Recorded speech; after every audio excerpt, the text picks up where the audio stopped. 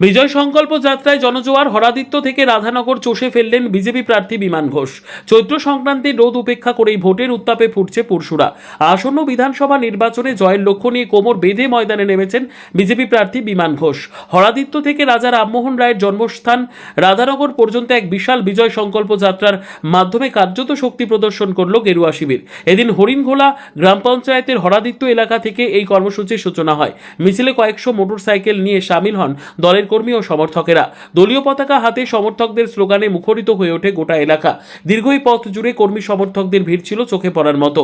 মিছিলের অগ্রভাগে একটি হুটখোলা গাড়িতে সবার ছিলেন খোদ প্রার্থী বিমান ঘোষ। রাস্তার দুই পাশে দাঁড়িয়ে থাকা সাধারণ মানুষের উদ্দেশ্যে হাত নেড়ে অভিবাদন জানান তিনি।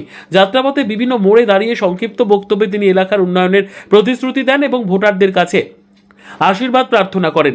বিজেপি প্রার্থী বিমান ঘোষ জানান, মানুষের এই স্বতঃস্ফূর্ত অংশগ্রহণই বলে দিচ্ছে তারা পরিবর্তন চাইছেন।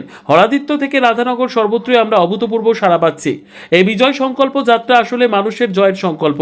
এদিনের যাত্রা শেষ হয় সমাজ সংস্কারক রাজা রামমোহন রায়ের জন্মভিটে রাধানগরে।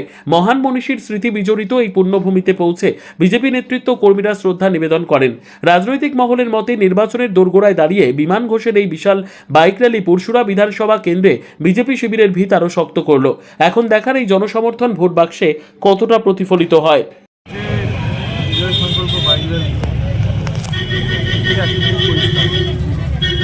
কার্যকর্তারা যে নির্বাচনের মুডে আছে আর যেইভাবে কাতারে কাতারে কার্যকর্তারা এবং সাধারণ মানুষও বাইক নিয়ে আমাদের এই সরকার পরিবর্তনের জন্য নেমেছে, এক কথায় অকল্পনীয়।